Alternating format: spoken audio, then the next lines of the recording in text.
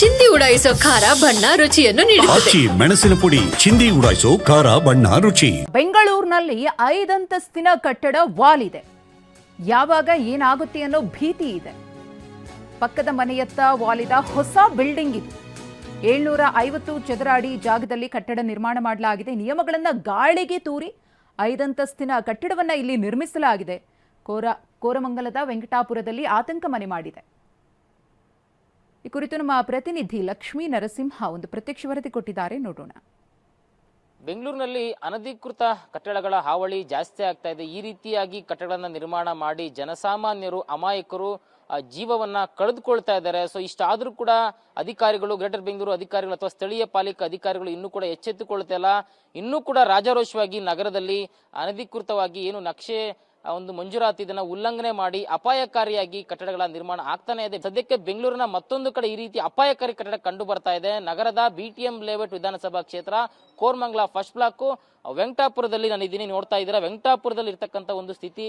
ಈ ಒಂದು ಕಟ್ಟಡ ನೋಡ್ತಾ ಇದ್ದೀರಾ, ನೆಲಮಹಡಿಯನ್ನು ಸೇರಿ ಒಟ್ಟು 5 ಮಹಡಿಗಳು ಒಂದು ಕಟ್ಟಡದಲ್ಲಿ ತಲೆ ಎತ್ತಿರ್ತಕ್ಕಂಥದ್ದು ಎಷ್ಟು ಅಪಾಯಕಾರಿಯಾಗಿ ಕಾಣಿಸ್ತಾ ಇದೆ ಅಂತ ನೀವು ದೃಶ್ಯಾವಳಿಗಳಲ್ಲಿ ಗಮನಿಸ್ತಾ ಇದ್ದೀವಿ. ಕೂಡ ಈ ರೀತಿ ಕಟ್ಟೋದಕ್ಕೂ ಸಾಧ್ಯನಾ?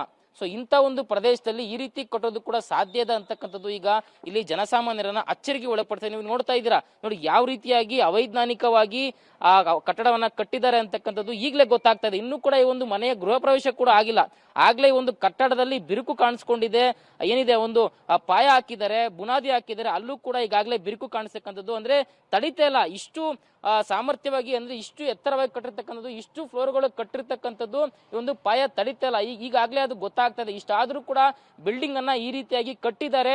ಈಗ ಈ ಒಂದು ಕಟ್ಟಡ ಇನ್ನ ಉಳಿಯಲ್ಲ, ಇದು ಬಿದ್ದೋಗುತ್ತೆ ಅಂತಕ್ಕಂಥದ್ದು ಖಚಿತ ಆದ್ಮೇಲೆ ಈ ಒಂದು ಕಟ್ಟಡವನ್ನ ಈಗ ಡೆಮಾಲಿಷ್ ಮಾಡೋದಕ್ಕೆ ಮುಂದಾಗ್ತಾ ನೋಡ್ತಾ ಇದ್ದಾರೆ. ಈಗಾಗಲೇ ಕೂಡ ಕನ್ಸ್ಟ್ರಕ್ಷನ್ ನಡೀತಾನೆ ಇದೆ, ಕಾಮಗಾರಿ ನಡೀತಾನೆ ಇದೆ, ಇದೆಲ್ಲ ಮಾಡ್ತಾನೆ ಇದ್ದಾರೆ. ಸೊ ಅಂದ್ರೆ ಈ ಒಂದು ಮಾಲೀಕರು ಏನಿದ್ದಾರೆ ಅವರಿಗೆ ಒಂಚೂರು ಕಿಂಚಿತ್ತು ಕೂಡ ಕಾನೂನಿನ ಅರಿವಿಲ್ವಾ ಅಥವಾ ನಿಯಮಗಳನ್ನ ಗಾಳಿಗೆ ತೂರಿ ಈ ತರ ಒಂದು ಕಟ್ಟಡಗಳನ್ನ ನಿರ್ಮಾಣ ಮಾಡಿರ್ತಕ್ಕಂಥದ್ದು. ನಿಜಕ್ಕೂ ಕೂಡ ಅಕ್ಕಪಕ್ಕದ ಕಟ್ಟಡಗಳಿಗೆ ಏನಾಗುತ್ತೆ, ಈ ಒಂದು ಕಟ್ಟಡಕ್ಕೇನಾದ್ರೂ ಹೆಚ್ಚು ಕಮ್ಮಿ ಆದ್ರೆ ಇದಿರ್ತಕ್ಕಂಥ ಜನರ ಕಥೆ ಏನು, ಈ ರೀತಿ ಕಟ್ಬೋದಾ? ನಿಜಕ್ಕೂ ಕೂಡ ಅದು ಅಚ್ಚರಿಗೆ ಒಳಸ್ಪಡಿಸುತ್ತೆ. ಈ ರೀತಿಯಾಗಿ ಕಟ್ಟಿದ್ದಾರೆ ಬಿಲ್ಡಿಂಗ್ ನ, ಇನ್ನೂ ಕೂಡ ಗೃಹ ಪ್ರವೇಶ ಕೂಡ ಆಗಿಲ್ಲ.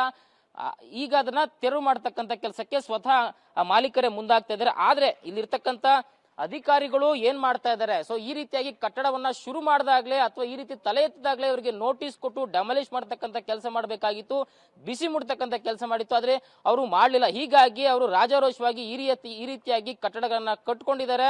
ಅಂದ್ರೆ ಅವರು ಒಂದು ಕಾನೂನು ಅಥವಾ ನಿಯಮಗಳು ಏನ್ ಹೇಳುತ್ತೆ ಅನ್ನೋದರ ಪರಿವೇ ಇಲ್ಲ. ಆದ್ರೆ ಇದರಿಂದ ಆಗ್ತಕ್ಕಂಥ ದುಷ್ಪರಿಣಾಮಗಳೇನು, ಅನಾಹುತಗಳೇನು ಅನ್ನೋದ್ರ ಬಗ್ಗೆ ಅವರು ಯಾರು ಕೂಡ ಯೋಚನೆ ಮಾಡ್ತಾರೆ. ಇನ್ನಾದ್ರೂ ಕೂಡ ಸ್ಥಳಕ್ಕೆ ಅಧಿಕಾರಿಗಳು ಬರಬೇಕು. ಈ ಒಂದು ಪ್ರದೇಶದಲ್ಲಿ ಎಲ್ಲೆಲ್ಲಿ ಈ ರೀತಿಯಾಗಿ ಅನಧಿಕೃತವಾಗಿ ಏನು ಪರ್ಮಿಷನ್ ಇಲ್ಲದೆ ಅಪಾಯಕಾರಿಯಾಗಿ ಕಟ್ಟಡಗಳನ್ನ ಕಟ್ಟಿದ್ದಾರೆ ಅವೆಲ್ಲವನ್ನೂ ಕೂಡ ಡೆಮಾಲಿಷ್ ಮಾಡಬೇಕು. ಇಲ್ಲವಾದ ನಿಟ್ಟಿನಲ್ಲಿ ಈ ಒಂದು ಪ್ರದೇಶಗಳು ಅಕ್ಷರಶಃ ಜನಸಾಮಾನ್ಯರಿಗೆ ಇಲ್ಲಿರ್ತ ನಿವಾಸಿಗಳಿಗೆ ಅಪಾಯ ಎದುರಾಗೋದಂತೂ ಕಟ್ಟಿಟ್ಟ ಬುತ್ತಿಯಾಗಿದೆ.